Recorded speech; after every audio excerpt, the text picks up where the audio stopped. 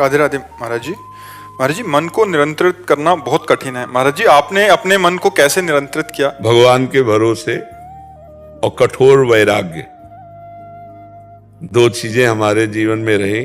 कठोर वैराग्य, गंगा का किनारा जो भगवान भेज दे वो पाना, नहीं तो भूखे रह जाना, पर कभी भी भगवत विस्मरण न होने पाए। हर मिनट, हर सेकेंड, हर ऋतु का कष्ट सहते हुए, गर्मी, बरसात, सर्दी, भूख, प्यास, गाली, मार पीट सब सहते हुए भगवान के मार्ग में लक्ष्य था, मुझे भगवत प्राप्ति करनी है, बस मुझे भगवत प्राप्ति करनी है। तो उससे जब लक्ष्य होता है तो फिर सब कुछ सहा जाता है। और सह गया सो साधु, सह जाए सो साधु। साधु की सबसे बड़ी पहचान सहनशीलता। कितना सह सकता है गर्मी, सर्दी, बरसात, भूख, प्यास, ये सब, और पूरा जीवन। अब आज 55 या 60 के बीच में जो भी हो, बचपन से निकले और 55 में होंगे।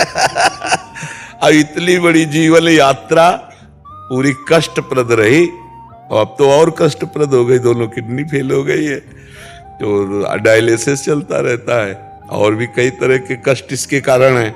जिसे आप पानी नहीं पी सकते, आप सब्जियां नहीं पा सकते, बहुत तरह के कष्ट इसमें ब्रेक है किडनी खराब होने पर।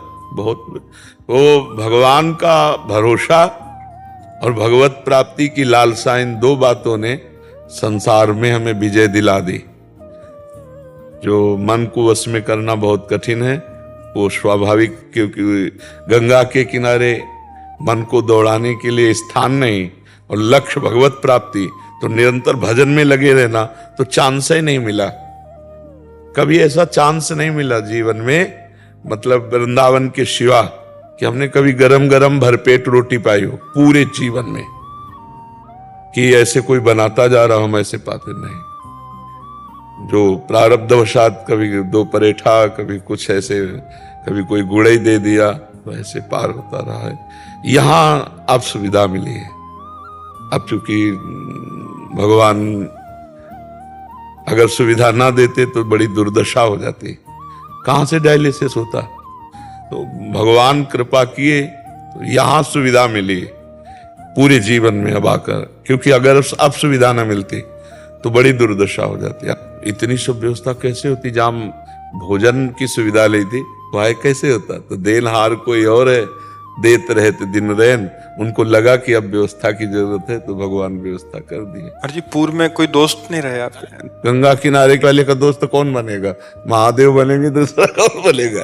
भगवान किसी का कोई दोस्त होता है जब कुछ हो पास ना, तब दोस्त होता है ना। हमारे पास भगवान के सिवा कुछ था ही नहीं।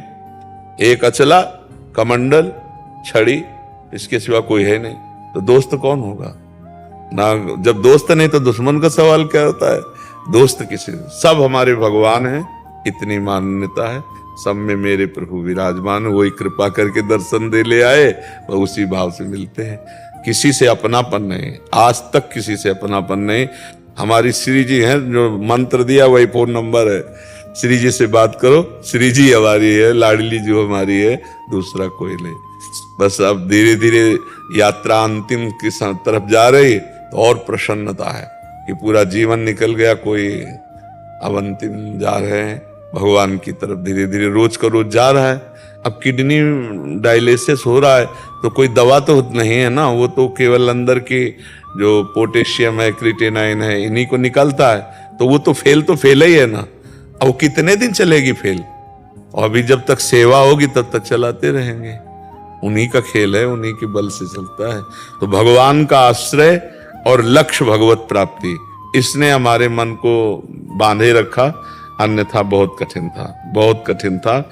जहां हमें कष्ट मिलता वहीं भगवान किसी न किसी रूप में हमको सहयोग देते और समझाते, टूटना नहीं है, आगे बढ़ो, आगे बढ़ो।